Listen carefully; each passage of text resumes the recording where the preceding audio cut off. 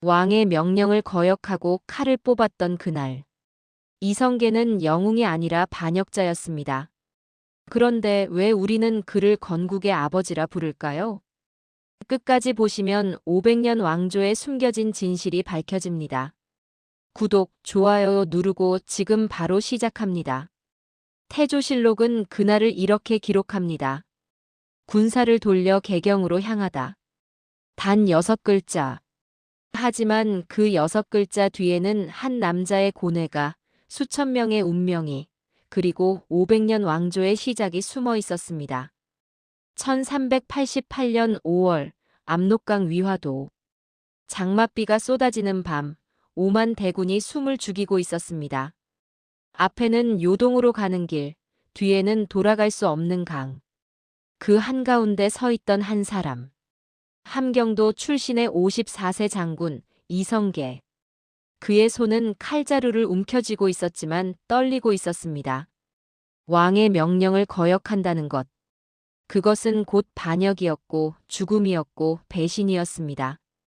고려 왕조 475년의 역사가 그의 선택을 지켜보고 있었습니다. 백성들은 굶주리고 있었고 나라는 무너지고 있었으며 전쟁은 의미가 없었습니다. 명을 치러 가라는 우왕과 최영의 명령. 하지만 군사들은 지쳐 있었고 식량은 바닥났으며 비는 멈추지 않았습니다. 그날 밤 이성계는 무엇을 생각했을까요? 충성과 반역 사이에서, 의리와 현실 사이에서, 고려와 미래 사이에서 그는 한 가지를 깨달았습니다. 이 전쟁은 나라를 위한 것이 아니다. 그리고 그는 말머리를 돌렸습니다. 북쪽이 아닌 남쪽으로, 요동이 아닌 개경으로, 적이 아닌 왕을 향해. 그 순간 역사는 완전히 다른 방향으로 흐르기 시작했습니다. 우리는 교과서에서 배웠습니다. 태조 이성계, 조선을 건국하다. 하지만 그 건국의 서막은 평화롭지 않았습니다. 칼날은 예리했고 피는 뜨거웠으며 선택은 잔인했습니다. 오늘 우리는 7개의 장면을 통해 그날의 진실을 마주하게 됩니다. 한 영웅이 어떻게 반역자가 되었는가? 한 장군이 어떻게 왕이 되었는가? 그리고 한 나라가 어떻게 피로 세워졌는가? 조선 건국. 그 화려한 이름 뒤에 숨겨진 어둠을 함께 들여다보겠습니다. 14세기 후반 고려는 사실상 붕괴 직전이었습니다. 원나라의 간섭은 100년 넘게 이어졌고 외구의 침입은 끊이지 않았으며 권문세족은 토지를 독점했습니다. 백성들은 세금에 짓눌려 땅을 떠났고 굶주림은 일상이 되었습니다. 나라는 있었지만 나라다운 나라가 아니었습니다. 왕은 있었지만 왕다운 왕이 없었습니다. 그런 혼돈의 시대에 한 인물이 두각을 드러내기 시작했습니다. 고려사는 이렇게 기록합니다. 이성계, 동북면에서 왜구를 크게 격파하다. 백성들이 그를 살아있는 신이라 불렀다. 이 한 줄의 기록 뒤에는 놀라운 이야기가 있습니다. 1380년 황산 대첩. 전라도 남원 황산에서 이성계가 이끈 고려군은 왜구 500척을 격파했습니다. 당시 왜구는 내륙 깊숙이 침투해 약탈을 일삼고 있었고 고려 조정은 속수무책이었습니다. 하지만 이성계는 달랐습니다. 그는 기병을 앞세워 적진을 뚫고 화살로 적장을 쓰러뜨렸으며 단 하루 만에 전세를 뒤집었습니다. 백성들은 환호했고 병사들은 그의 이름만 들어도 사기가 올랐습니다. 조정은 그에게 포상을 내렸지만 동시에 두려워하기 시작했습니다. 이 승리가 오늘날 우리에게 주는 메시지는 분명합니다. 위기의 시대에는 능력 있는 자가 부각됩니다. 하지만 그 능력이 너무 강하면 기존 권력은 위협을 느낍니다. 이성계의 승리는 백성에게는 희망이었지만 왕과 권문세족에게는 경계의 대상이었습니다. 역사는 이런 패턴을 반복해왔습니다. 1950년 미국의 더글러스 맥아더 장군. 한국 전쟁에서 인천 상륙작전을 성공시켜 전세를 뒤집었지만 그의 권위가 너무 커지자 트루먼 대통령은 그를 해임했습니다. 능력이 너무 뛰어난 장군은 언제나 정치적 위험 요소였습니다. 이성계 역시 같은 운명을 마주하게 됩니다. 1383년 그는 동북면 도지휘사로 임명되어 함경도 일대를 장악했습니다. 그곳에서 그는 독자적인 군사 기반을 구축했고 백성들의 절대적 지지를 얻었습니다. 42세의 나이에 이미 고려 최고의 무장이 된 것입니다. 하지만 개경의 권력자들은 그를 견제하기 시작했습니다. 특히 최영 장군은 이성계의 성장을 경계했고 우왕은 그의 충성을 시험하려 했습니다. 권력의 중심은 흔들리고 있었고 새로운 힘은 부상하고 있었습니다. 이 장면이 우리에게 남긴 메시지는 이것입니다. 혼란의 시대는 새로운 질서를 부릅니다. 기존의 권력이 무능하면 백성은 새로운 지도자를 찾습니다. 이성계는 바로 그 지점에 서 있던 인물이었습니다. 하지만 그가 선택한 길은 충성이 아니라 배신이었고 그 배신이 새로운 나라를 만들었습니다. 다음 장면에서는 그 결정적 순간 위화도 회군의 진실을 마주하게 됩니다. 1388년 4월 고려 조정은 중대한 결정을 내렸습니다. 명나라를 치겠다는 것. 우왕과 최영은 요동정벌을 단행하기로 하고 이성계와 조민수에게 5만 대군을 맡겼습니다. 하지만 이 전쟁은 처음부터 무리였습니다. 명은 원을 몰아내고 중원을 장악한 신흥 강국이었고 고려는 내부 혼란으로 국력이 약해진 상태였습니다. 게다가 장마철이었고 식량은 부족했으며 병사들의 사기는 바닥이었습니다. 이성계는 출정 전에 반대 상소를 올렸습니다. 고려사는 이성계의 말을 이렇게 전합니다.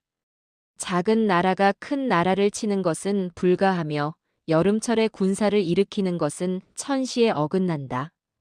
이 네 가지 불가로는 역사에 길이 남는 명언이 되었습니다. 첫째, 작은 나라가 큰 나라를 치는 것은 불가하다. 둘째, 여름에 군사를 일으키는 것은 천시를 어기는 것이다. 셋째, 온 나라가 움직여 멀리 정벌하면 왜구가 침입할 것이다. 넷째, 장마철에 활의 악교가 풀어져 전투가 불가능하다. 이성계의 말은 군사적으로도 전략적으로도 현실적으로도 옳았습니다. 하지만 우왕과 최영은 듣지 않았습니다. 최영은 이렇게 말했습니다. 하늘의 뜻도 사람이 만드는 것이다. 두려워하지 마라. 권력의 오만함이었습니다. 결국 이성계는 마지못해 출정했고 5만 대군은 압록강 위화도까지 도착했습니다. 그곳에서 그는 마지막 선택의 순간을 맞이했습니다. 오늘날 우리는 이 상황을 어떻게 해석해야 할까요? 조직의 리더가 잘못된 결정을 내릴 때 구성원은 어떻게 해야 하는가? 맹목적으로 따라야 하는가? 아니면 반기를 들어야 하는가? 이성계가 직면한 딜레마는 오늘날에도 여전히 유효합니다. 2차 세계대전 당시 독일군 장교 클라우스 폰 슈타우펜베르크. 그는 히틀러의 명령이 독일을 파멸로 이끈다고 판단했고 1944년 암살 시도를 감행했습니다. 결과적으로 실패했지만 그의 선택은 부당한 명령에 대한 저항이라는 역사적 의미를 남겼습니다. 이성계 역시 같은 기로에 섰습니다. 1388년 5월 어느 날 밤 위화도에서 이성계는 장수들을 불러 모았습니다. 비는 쏟아지고 있었고 강물은 불어나고 있었으며 군사들은 지쳐 있었습니다. 조민수는 진격을 주장했지만 이성계는 침묵했습니다. 그리고 그는 한 문장을 남겼습니다. 이 전쟁은 백성을 위한 것이 아니다.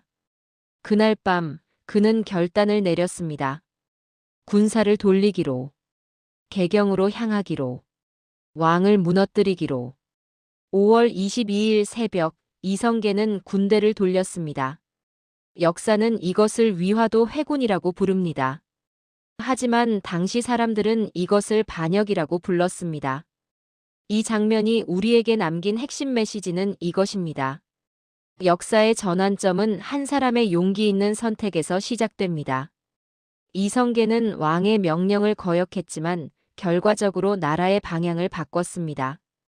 그의 선택이 옳았는지 그른지는 여전히 논쟁이지만 그 선택이 역사를 만들었다는 사실만은 부정할 수 없습니다.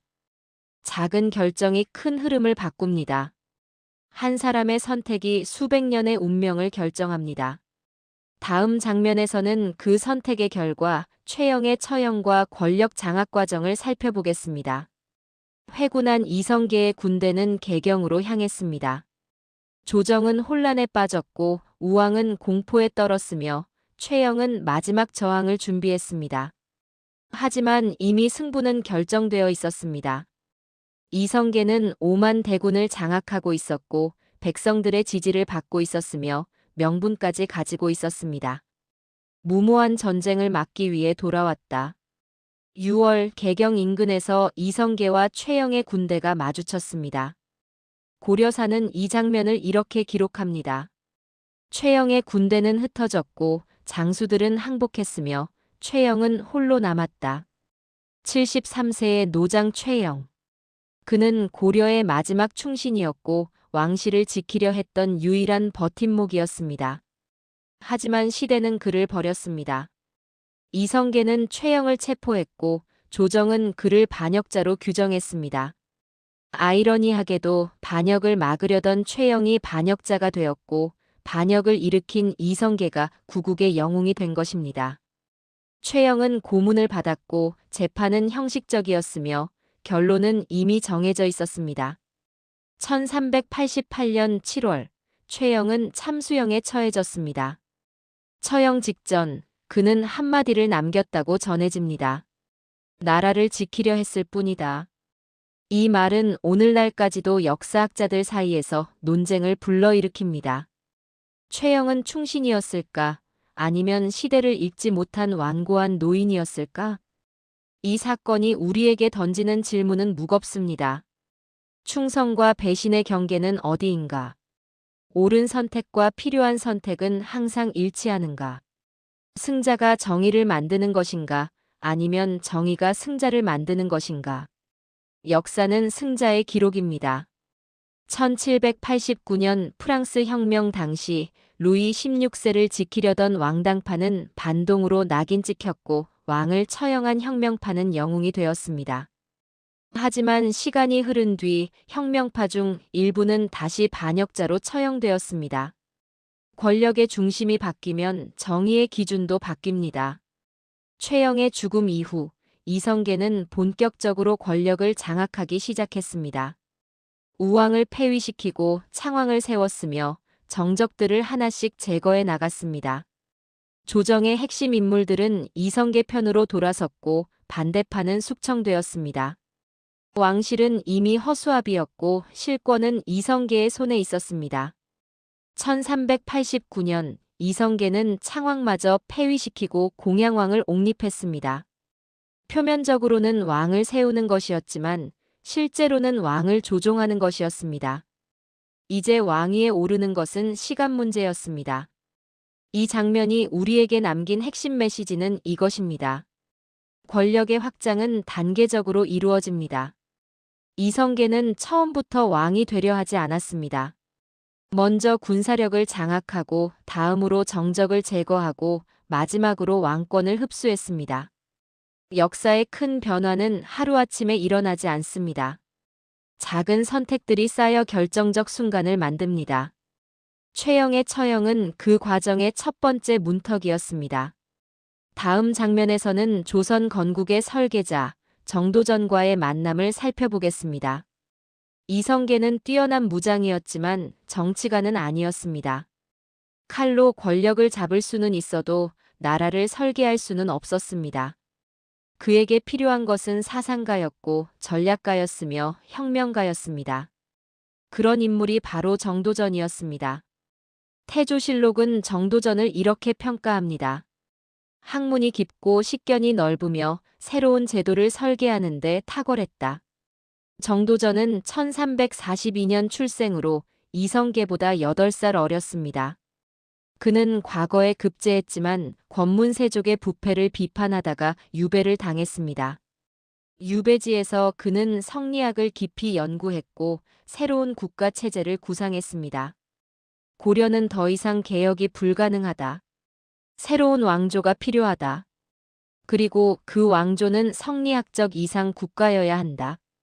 이것이 정도전의 결론이었습니다. 1383년 정도전은 유배에서 풀려난 뒤 이성계를 찾아갔습니다. 당시 이성계는 동북면에서 군사 기반을 다지고 있었고 정도전은 그에게 비전을 제시했습니다. 장군께서 새 시대를 여실 수 있습니다. 이성계는 처음에는 주저했지만 정도전의 논리에 설득당했습니다. 무력으로는 권력을 잡을 수 있지만 명분이 없으면 오래 갈 수 없다. 새 왕조는 단순한 권력 교체가 아니라 사회 개혁이어야 한다. 토지 제도를 개혁하고 권문세족을 해체하며 성리학을 국가 이념으로 삼아야 한다. 정도전의 구상은 단순히 왕을 바꾸는 것이 아니라 나라의 구조를 완전히 뜯어고치는 것이었습니다. 이 만남이 오늘날 우리에게 주는 시사점은 분명합니다. 권력과 사상의 결합은 역사를 바꿉니다. 이성계가 군사력이었다면 정도전은 설계도였습니다. 둘의 결합이 조선이라는 새로운 국가를 탄생시켰습니다. 현대 역사에서도 비슷한 사례를 찾을 수 있습니다. 1917년 러시아 혁명. 레닌은 혁명의 리더였지만 실제 이론적 기반은 마르크스의 사상이었습니다. 권력자와 사상가의 결합이 소비에트 연방을 만들었습니다. 이성계와 정도전의 관계도 비슷했습니다.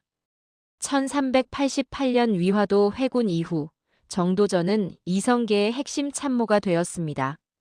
그는 개혁 정책을 입안했고 정적을 제거하는 명분을 만들었으며 새 왕조의 정당성을 논리적으로 뒷받침했습니다. 1390년 정도전은 과전법을 제안했습니다.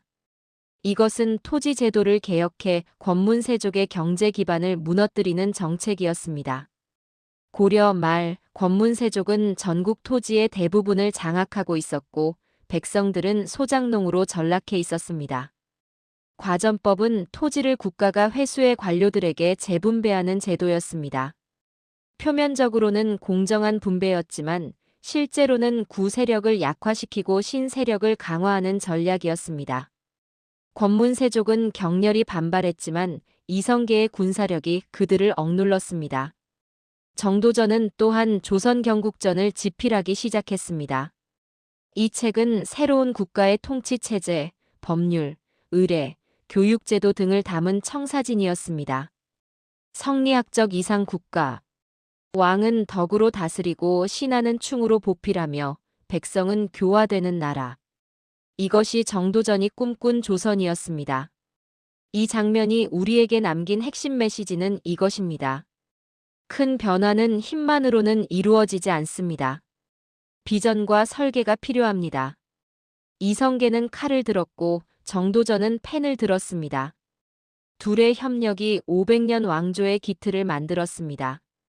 우리의 삶에서도 마찬가지입니다. 목표만 있고 계획이 없으면 방황하고 계획만 있고 실행력이 없으면 공상에 그칩니다. 이성계와 정도전은 서로를 완성시켰습니다. 다음 장면에서는 마침내 조선이 건국되는 순간 공양왕의 폐위와 이성계의 즉위를 살펴보겠습니다. 1392년 7월 고려 왕조 475년의 역사가 막을 내렸습니다. 공양왕은 폐위되었고 이성계는 왕위에 올랐으며 나라의 이름은 조선으로 바뀌었습니다. 하지만 이 화려한 전환의 순간 뒤에는 피와 음모가 있었습니다. 태조실록은 이 과정을 이렇게 기록합니다. 백관과 백성이 상소를 올려 이성계를 왕으로 추대했다. 표면적으로는 민심의 선택처럼 보입니다. 하지만 실제로는 철저하게 계획된 권력 장악이었습니다. 1390년부터 1392년까지 이성계와 정도전은 단계적으로 준비를 진행했습니다. 첫째, 경제 기반 장악. 과전법을 통해 권문세족의 토지를 회수하고 신진 사대부에게 재분배했습니다. 둘째, 정치 세력 구축. 개혁파 관료들을 핵심 요직에 배치하고 구세력을 주변부로 밀어냈습니다. 셋째, 명분 축적. 고려 왕실의 무능함과 부패를 지속적으로 드러내며 민심을 이성계 쪽으로 돌렸습니다. 넷째, 왕권 약화. 공양왕을 허수아비로 만들고 실질적인 권력은 이성계가 장악했습니다. 이 모든 과정이 완료된 뒤 1392년 7월 12일 결정적 순간이 왔습니다. 개경의 수창궁에서 백관들이 모였고 그들은 일제히 이성계에게 왕위를 권했습니다. 이성계는 3번 사양했습니다. 저는 감히 왕이 될 수 없습니다. 하지만 이것은 형식이었습니다. 조선시대 내내 이어지는 겸양의 의례였고 실제로는 이미 결정된 수순이었습니다. 3번째 권유 끝에 이성계는 왕위에 올랐습니다. 나이 58세. 고려는 끝났고 조선이 시작되었습니다. 이 장면이 오늘날 우리에게 던지는 질문은 깊습니다. 혁명인가 찬탈인가? 이성계의 즉위를 어떻게 평가해야 할까요? 한편에서는 이렇게 말합니다. 부패한 고려를 무너뜨리고 새로운 나라를 세운 개혁이다. 다른 편에서는 이렇게 말합니다. 왕의 신하가 왕을 무너뜨린 반역이다. 둘 다 사실입니다. 역사는 단순하지 않습니다. 현대사에서도 비슷한 사례를 찾을 수 있습니다. 1868년 일본의 메이지 유신. 사무라이들은 쇼군을 무너뜨리고 천황에게 권력을 돌려주었다고 주장했습니다. 하지만 실제로는 권력을 장악한 것이었습니다. 혁명이라고 부를지 쿠데타라고 부를지는 관점의 문제입니다. 이성계의 건국도 마찬가지입니다. 그는 새로운 제도를 만들었고 토지를 개혁했으며 성리학을 국가 이념으로 삼았습니다. 조선은 고려와는 완전히 다른 국가 체제를 가졌습니다. 하지만 그 과정은 평화롭지 않았습니다. 공양왕은 폐위된 뒤 원주로 유배되었고 2년 뒤 죽임을 당했습니다. 왕씨 일족은 대부분 숙청되었고 반대파는 제거되었습니다. 새 왕조는 피 위에 세워졌습니다. 이 장면이 우리에게 남긴 핵심 메시지는 이것입니다. 역사의 큰 전환은 깨끗하지 않습니다. 이상과 현실 사이에는 항상 간극이 있습니다. 이성계는 새로운 나라를 꿈꿨지만 그 꿈을 이루기 위해 수많은 사람을 희생시켰습니다. 우리는 이 사실을 외면해서는 안 됩니다. 조선은 위대한 문화를 남겼고 한글을 만들었으며 500년을 지속했습니다. 하지만 그 시작은 쿠데타였고 피로 얼룩져 있었습니다. 역사를 이해한다는 것은 빛과 어둠을 함께 보는 것입니다. 다음 장면에서는 더욱 비극적인 이야기, 왕자의 난을 살펴보겠습니다. 이성계가 왕위에 올랐지만 행복은 오래가지 않았습니다. 권력을 잡았지만 가족은 잃었습니다. 왕자를 얻었지만 평화는 사라졌습니다. 조선 건국 6년 만에 이성계의 아들들은 서로의 피를 보게 됩니다. 태종실록은 이 비극을 이렇게 기록합니다. 왕자들이 서로 싸우고 형제가 형제를 죽였다. 태조는 통곡했으나 이미 늦었다. 이성계에게는 8명의 아들이 있었습니다.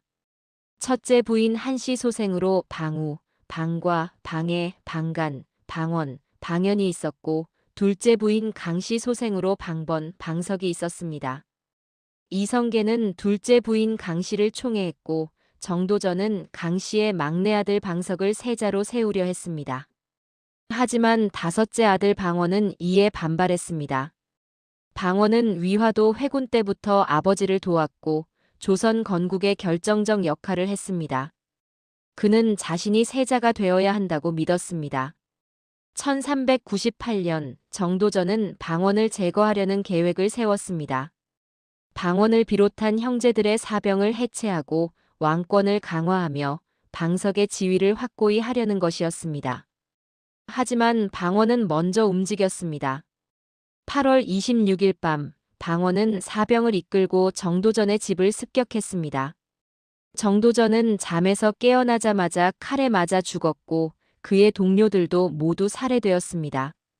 조선 건국의 설계자는 이렇게 비참하게 죽었습니다. 방원은 여기서 멈추지 않았습니다. 그는 궁궐로 쳐들어가 이복 동생 방석과 방번을 죽였습니다. 두 왕자는 도망치려 했지만 방원의 군사에게 붙잡혀 처형되었습니다. 태조 이성계는 이 소식을 듣고 기절했습니다. 아들이 아들을 죽이고 형이 동생을 죽이고 왕실이 피로 물들었습니다.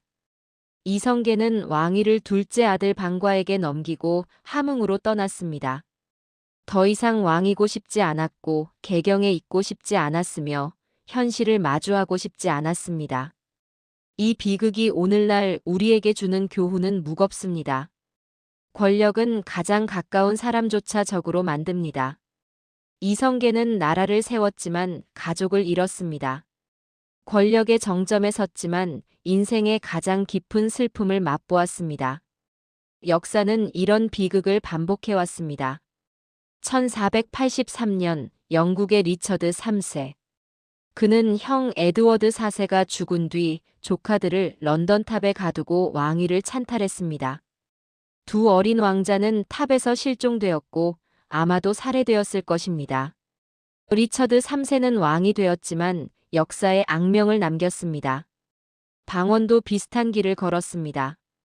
그는 동생들을 죽이고 권력을 잡았지만 평생 그 죄책감에서 벗어나지 못했습니다. 1400년 방원은 결국 왕위에 올라 태종이 되었습니다. 그는 강력한 왕권을 구축했고 조선의 기틀을 다졌으며 유능한 군주로 평가받습니다. 하지만 그의 내면은 평화롭지 않았습니다.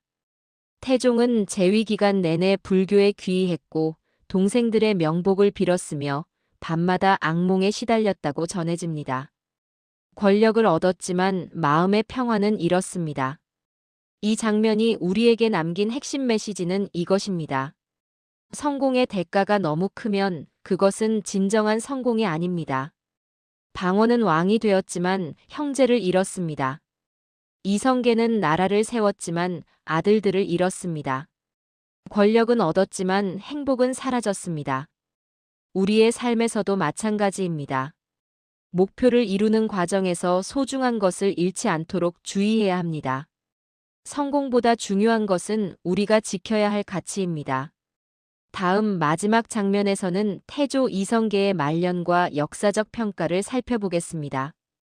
1398년 왕위에서 물러난 이성계는 함흥으로 떠났습니다. 개경에는 더 이상 있고 싶지 않았고 권력은 더 이상 원하지 않았으며 아들들의 얼굴도 보고 싶지 않았습니다. 함흥 본궁에서 그는 사냥과 불교에 의지하며 남은 생을 보냈습니다. 태조실록은 그의 말년을 이렇게 전합니다. 태조는 깊은 슬픔에 잠겨 세상을 등졌고 불경을 읽으며 아들들의 명복을 빌었다. 조선의 건국자는 이제 쓸쓸한 노인이 되었습니다. 방과는 2년 만에 방원에게 왕위를 넘겼고 방원은 태종이 되었습니다. 태종은 여러 차례 사신을 보내 아버지를 모셔오려 했지만 이성계는 거부했습니다. 돌아갈 곳이 없다는 것이 그의 대답이었습니다. 역사는 이것을 함흥차사의 유래라고 전합니다. 태종이 보낸 사신들이 돌아오지 않았다는 이야기인데 실제로는 이성계가 사신들을 죽이지는 않았을 것입니다. 다만 그의 분노와 슬픔이 얼마나 깊었는지를 보여주는 일화입니다. 1400년 이성계는 마침내 개경으로 돌아왔습니다. 하지만 그는 이미 병들어 있었고 기력은 쇠약해져 있었습니다. 1408년 5월 24일 이성계는 74세의 나이로 세상을 떠났습니다. 임종 직전 그는 한마디를 남겼다고 전해집니다. 나라는 세웠으나 가족은 지키지 못했다. 이 말이 사실인지는 확인할 수 없지만 그의 생애를 요약하는 문장임은 분명합니다. 이성계의 삶이 오늘날 우리에게 던지는 질문은 무엇일까요? 그는 영웅이었을까? 반역자였을까? 구국의 명장이었을까? 권력욕의 눈먼 찬탈자였을까? 개혁가였을까? 쿠데타의 주역이었을까? 대답은 간단하지 않습니다. 역사학자들도 여전히 논쟁 중입니다. 한편에서는 이렇게 평가합니다. 이성계는 부패한 고려를 무너뜨리고 새로운 조선을 세웠다. 500년 왕조의 기초를 닦은 위대한 건국자다. 다른 편에서는 이렇게 말합니다. 이성계는 왕을 배신하고 권력을 찬탈했다. 그의 건국은 반역이었고 조선의 시작은 피로 얼룩져 있다. 둘 다 틀리지 않았습니다. 역사는 흑백으로 나눌 수 없습니다. 현대사에서도 비슷한 사례를 찾을 수 있습니다. 나폴레옹 보나파르트.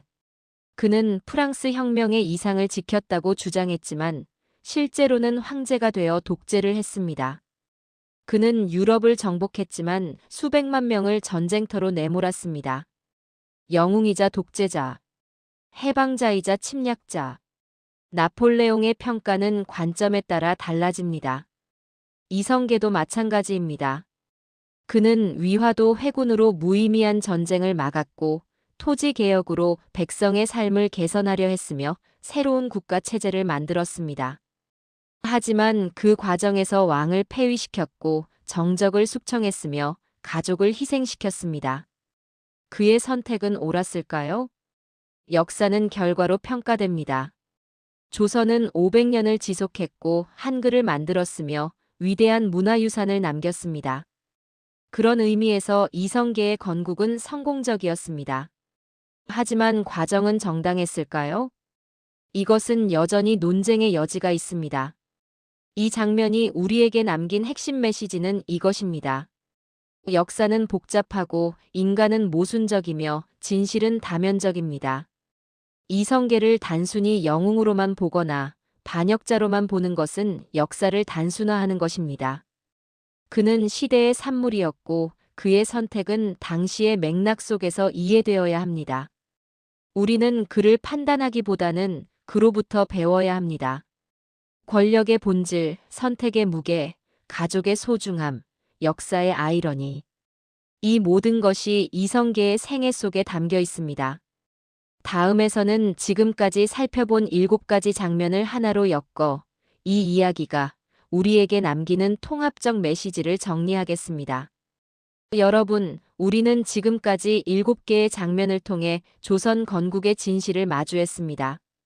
고려 말의 혼란 속에서 떠오른 영웅, 위화도 회군이라는 운명적 선택, 최영의 처형과 권력 장악, 정도전과의 만남, 공양왕 폐위와 왕위 등극, 왕자의 난이라는 비극, 그리고 태조의 고독한 말년까지. 각각의 순간은 서로 다른 이야기처럼 보이지만 사실은 하나의 큰 흐름으로 연결되어 있습니다. 한 사람의 선택이 역사를 바꿨고 그 선택의 결과는 수백 년 동안 이어졌습니다. 태조실록과 고려사의 기록들은 일관되게 한 가지 진실을 보여줍니다. 작은 결정들이 모여 큰 변화를 만든다.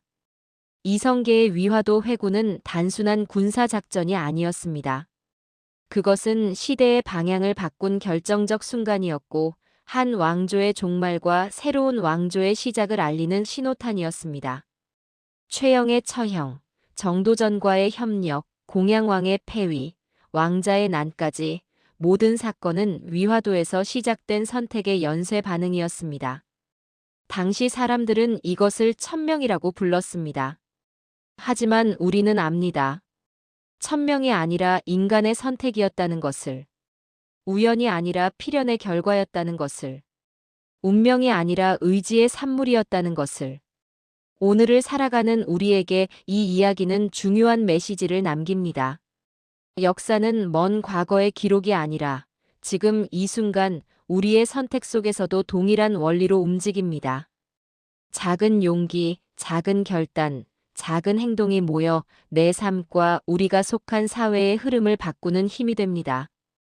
이성계는 왕의 명령을 거역하는 선택을 했고 그 선택은 500년 왕조를 만들었습니다. 하지만 동시에 가족을 잃었고 평화를 잃었으며 말년을 고독 속에서 보내야 했습니다. 권력을 얻었지만 행복을 잃었고 나라를 세웠지만 가정을 지키지 못했습니다. 우리는 이 7가지 장면을 통해 배운 교훈을 잊지 말아야 합니다. 흐름은 스스로 바뀌지 않는다. 누군가의 선택이 흐름을 만든다. 이 선언은 과거에만 머무는 말이 아니라 지금 우리의 삶에도 그대로 적용되는 진리입니다.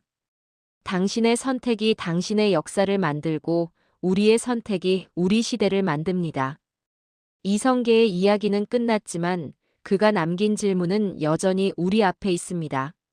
옳은 선택과 필요한 선택 사이에서 우리는 무엇을 선택할 것인가? 권력과 가족 사이에서 무엇이 더 중요한가?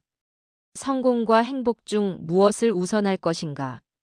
이제 다음 장면에서는 이 모든 이야기를 마무리하며 우리가 기억해야 할 핵심을 정리하겠습니다. 지금까지 우리는 조선 최초의 쿠데타, 태조 이성계의 건국 이야기를 7개의 장면으로 나누어 살펴보았습니다. 첫째, 고려 말의 혼란 속에서 한 명의 장군이 떠올랐습니다. 둘째, 위화도 회군이라는 운명적 선택이 역사의 방향을 바꿨습니다. 셋째, 최영의 처형으로 권력의 핵심을 장악했습니다. 넷째, 정도전과의 만남으로 새로운 나라의 설계도가 완성되었습니다. 다섯째, 공양왕을 폐위하고 왕위에 올라 조선을 건국했습니다. 여섯째, 왕자의 난으로 가족이 피로 얼룩졌습니다. 일곱째, 태조는 고독한 말년을 보내며 생을 마감했습니다. 이 7장면은 서로 독립적인 사건이 아니라 하나의 큰 인과관계로 연결되어 있습니다. 한 사람의 선택이 다음 사건을 불러왔고 그 사건은 또 다른 선택을 강요했으며 결국 500년 왕조의 운명이 결정되었습니다. 우리가 역사를 기억하는 이유는 과거를 찬양하기 위함이 아니라 오늘의 선택을 더 선명하게 하기 위함입니다. 이성계의 이야기는 우리에게 권력의 본질, 선택의 무게, 가족의 소중함, 그리고 역사의 복잡성을 가르쳐 줍니다.